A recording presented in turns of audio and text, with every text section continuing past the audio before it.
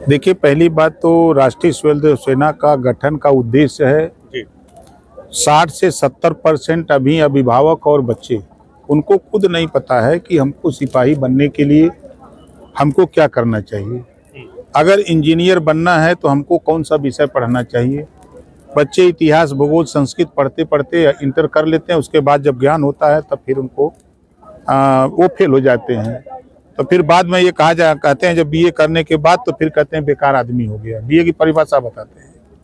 तो हमारा इनके माध्यम से फिजिकल इनको तैयार करना है और तैयार करके इनको हम लोग सुबह जैसे समय से उठ करके इनको दौड़ लगाने के लिए, समय से व्यायाम करने के लिए, और इंजीनियर बनने का सपना अगर आप सजोए हो, आप देखेंगे इसमें छोटे छोटे बच्चे हैं जिनकी उम्र 13 साल, 14 साल, 15 साल है, जो अभी 9th में एडमिशन लिए हैं।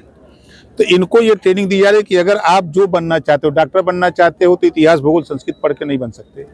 तो उनको उस तरह की जानकारी देने के लिए हमारे पास 7 लोग आए हुए हैं ट्रेनर। तो वो उनको जानकारी दे रहे हैं। और जो हथियार दिया जा रहा है तो इस नाते इनको दिया जा रहा है कि अगर कहीं ये लेकर के अगर 500 आदमी एक साथ चलेंगे तो कोई भी व्यक्ति खुराफात नहीं करेगा, कोई भी देखेगा तो उनको डर लगेगा। इस पे कोई लाइसेंस नहीं है। सर, उत्तर प्रदेश से पूरा हल्ला था कि मंत्री जी बिना लाइसेंस का हथियार बांटेंगे। भाई, बांट तो दिया आपके सामने। तो इसका इस्तेमाल कहाँ होगा सर? नहीं, इस्तेमाल ये खुद अपनी सुरक्षा के लिए करेंगे। समाज की सुरक्षा आपकी सरकार में कौन सा नहीं, हमारी सरकार में नहीं। देखिए, हमारी सरकार में नहीं, हम भविष्य के लिए इनको तैयार कर रहे हैं। जैसे आप देखिए, रास्ते पर चलते समय कहीं अगर मान लीजिए कोई दुर्घटना हो गई तो इनको ये ट्रेनिंग दे रहे हैं कि आप तत्काल उसको हॉस्पिटल पहुंचाओ। ये नहीं कि कोई फोटो खींच रहा है, वीडियो बना रहा है, कोई छोड़ देख के भाग गया।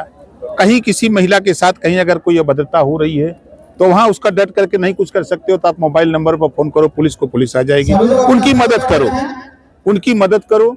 और आप अपनी सुरक्षा के लिए आप जब निकल रहे हो, जब जैसे 10 लड़के एक साथ निकले, अगर कहीं कोई अपनी घटना हो रही है, अगर ये 10 अपना बिना लाइसेंसी हथियार लेके खड़े हो जाएं तो अगला जो जुर्म करने वाला है वो एक बार सहम जाएगा कि भाई ये 10 मारने लगेंगे तो घबरा जाएगा काम। सर, क्या कारण है कि योगी जी है मणिकर्णिका का जो निर्माण चल रहा है, नए तरह से कार्य किया जा रहा है, योगी जी प्रेस वार्ता करके क्या कारण है कि सफाई दे रहे हैं?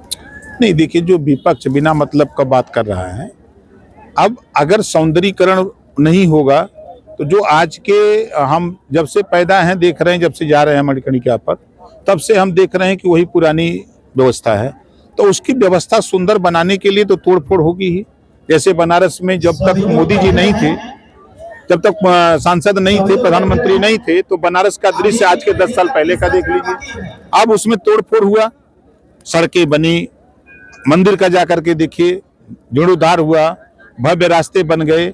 तो अब जो विकास का काम हो रहा है तो बगैर तोड़फोड़ के तो नहीं हो सकता। अखिलेश यादव जी आरोप लगा रहे हैं कि अहिल्याबाई होलकर द्वारा जो वाराणसी में कार्य किया जाता है उस इतिहास को मिटाया जा रहा है, क्या कहेंगे? वो झूठ बोल रहे हैं, ये सब झूठ बोलने का काम कर रहे हैं। आरोप तो ये भी लग रहा है कि भाजपा लगातार सबसे ज्यादा जो है मुगलों से ज्यादा मंदिर तोड़ी है भाजपा। नहीं, देखिए, उसका सौंदर्यीकरण होगा, भव्य मूर्ति अहिल्याबाई होलकर की मूर्ति भी लगेगी, उनकी जीवनी और कृतित्व और व्यक्तित्व की वहाँ चर्चा भी होगी।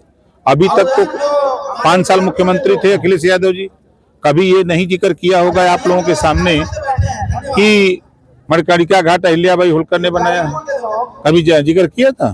आप कह रहे हैं कि 2047 तक समाजवादी पार्टी का कोई चांस नहीं उत्तर प्रदेश में, ये बल आपको कहाँ से मिलता? आखिर कौन सी ऐसी चीज? सामने आप देखिए, ये राष्ट्रीय स्वयंसेवक सेना है। अब इन्हीं के माध्यम से हम बच्चों को ट्रेनिंग दे रहे हैं गाँव में। अब इनको शिक्षा के प्रति जागरूक कर रहे हैं। इनको धीरे धीरे जब इस शिक्षा की जानकारी होगी, शिक्षा हासिल करेंगे तो निश्चित है कि राजनीति के क्षेत्र में भी इनको ज्ञान होगा। तो जब शिक्षा एक सवाल पैदा करती है कि हम पढ़ लिख रहे हैं, हमको रोजगार क्यों नहीं मिल रहा है, हमको नौकरी क्यों नहीं मिल रही है, उस तरह अखिलेश जी की तरह हम लोग राजनीति नहीं कर रहे हैं कि सरकार बन गई तो अपनी जाति को बढ़ावा देने का काम किया। 4 बार सरकार रही, खुद अखिलेश जी 5 साल मुख्यमंत्री थे, तो उन्होंने 86 में 56 SDM खाली अपनी बिरादरी को बनाया। और जातियां कहाँ जाएंगी? जब 27% रिजर्वेशन भी मिला, सुप्रीम कोर्ट, हाई कोर्ट ने 3 सितंबर 2013 को कहा कि 27% आरक्षण का लाभ 12 जातियां उठा रही हैं, इसको बांट करके सबको दिया जाए।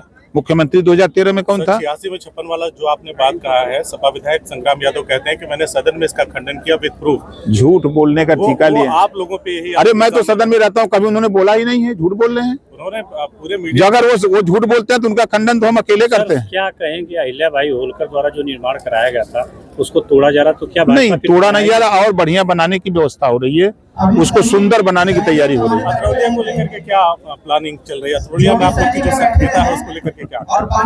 हम आजमगढ़ की 10 सीट पर तैयारी करते हैं, और यहाँ खाली अतरौलिया के लोग नहीं हैं, ये पूरे पूर्वांचल के हर जिले से हमने 50 सेना मंगाई है। 50 लोगों को, एक हमारे ब्लॉक कमांडर, विधानसभा कमांडर, जिले के कमांडर, प्लस उनके साथ सैनिक। अब ये 50 लोग जाएंगे तो जिले में ये अपना वहां लोगों को समझाएंगे। क्या माना जैसा 2027 के लिए जो शक्ति प्रदर्शन आप कर रहे हैं, भाजपा के लिए सांसद बनने वाले नहीं, ऐसा नहीं, ऐसा कुछ नहीं। देखिए 100 सीट जीत करके भी अकेले ओम प्रकाश राजभर बोलेगा, और 6 सीट जीत करके भी ओम प्रकाश राजभर बोल रहा है। तो सदन में उपस्थिति चाहे 100 लोग हों चाहे 50 लोग हों, तो उसका लीडर एक होता है जो बोलता है। अखिलेश यादव आजमगढ़ में अपना घर बनाए, मंत्री जी अपना यहाँ डेरा डाले हुए, क्या काफी है क्या उसका? नहीं, काफी नहीं हम करते, हम आज नया नहीं डेरा डाले हैं, हम यहाँ 23 साल से काम करते हैं। हाँ, ये जरूर है कि सफाई से उन्होंने जब यहाँ मकान का उद्घाटन किया तो हमने कहा कि भाई यहाँ के जो लोग हैं उनकी गिनती आप नहीं जानते हो, इसी नाते हम आजमगढ़ में कुछ ही दिनों के बाद देखिएगा यहाँ कम से कम लाखों लोगों को आजमगढ़ से जुटा करके दिखाऊंगा कि जो अखिलेश यादव जी कहते हैं कि ना यहाँ राजभर रहता है, चौहान, पाल, प्रजापति, नाई, गोंड, कुम्हार, लोहार नहीं रहता है, उनकी संख्या जुटा करके दिखाऊंगा कि देखो ये यही तुम्हें जिताते थे, यही अब तुम्हें हराने का काम करेंगे।